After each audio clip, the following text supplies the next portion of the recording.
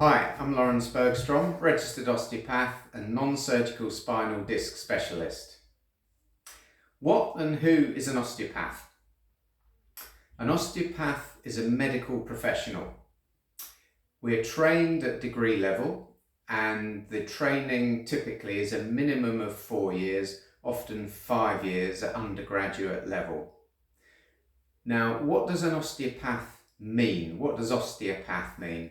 Osteo relates to bone and path is from the word pathology. So loosely based, it means bone pathology.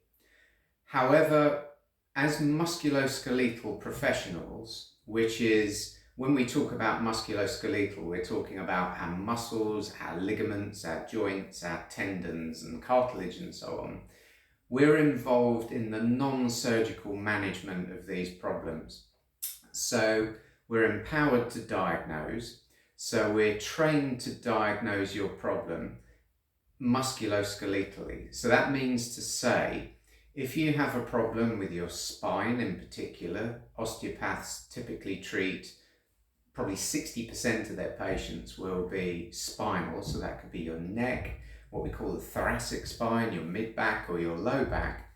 So we see a lot of spinal problems. So we specialize in these problems in terms of the diagnosis and then non-surgical management. So that can be anything from joint manipulation with our hands. We have very specific training over that 4 or 5 years to carefully manipulate joints. We also use soft tissue techniques, so things such as massage.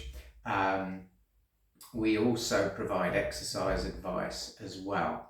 But the key thing is we are what are called primary care diagnosticians. Now that sounds very grand, but in essence what it means is that we have the necessary diagnostic skills and training. So when you come in with a knee problem, for example, or a shoulder problem, or your spine, we can diagnose the problem. Now, invariably, we can do that with our training and our knowledge and our expertise in the clinic.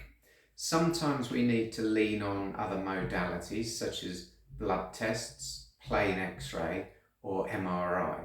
But that allows us to bring together a diagnosis. And number one, you want a diagnosis for your problem, because otherwise what's being treated, why are you doing specific exercises, why are you taking certain medications? We don't prescribe medication, and of course we don't perform surgery. However, a lot of our medical training is very similar to that of your GP or a rheumatologist or an orthopedic consultant. So you'll see in our office a stethoscope, a medical tuning fork, you'll see a blood pressure monitor. You'll see these things because we are trained in what are called clinical methods. And clinical methods are a range of diagnostic skills that we utilize to bring together a diagnosis, because when you come through our door, we don't automatically assume because you have spinal pain, it's a back problem. It could be any one of a number of other medical underlying causes. So firstly, we want to rule that out. Why? Because we're not here to treat those problems. That is the role of your GP or your consultant. So a question we're often asked is, if you're an osteopath, are you a doctor? And the answer is yes, but we are a doctor of osteopathic medicine. So our undergraduate training is very similar to that of undergraduate medical school training. So the kind of training that your doctor would do, your GP would do. So it's very, very similar to that. And we study clinical methods, so we carry out gastrointestinal exams, cardiovascular exams, neurological exams.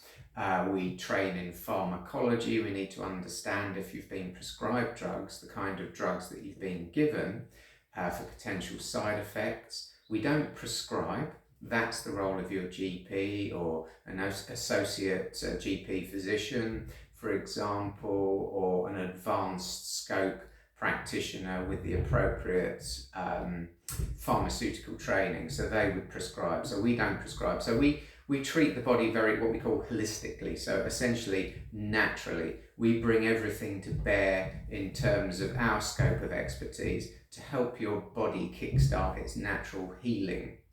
Now, there are times when we need to refer you to a consultant, and then there are times when the GP will say, no, we need you to see an osteopath, and then we will pick up your problem there. Okay, so in terms of who or what an osteopath is, we're what's called a musculoskeletal specialist.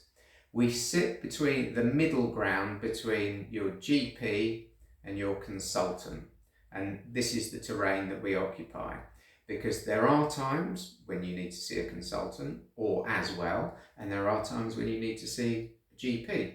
The other thing that we do is we do what's called red flag recognition. So you could walk through our door potentially with a medical red flag, not know about it, and we can identify it, and then we can decide back to your GP or to A&E, for example.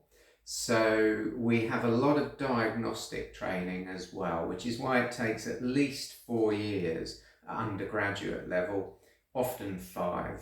And now the majority of us go on to masters, some go on to PhD.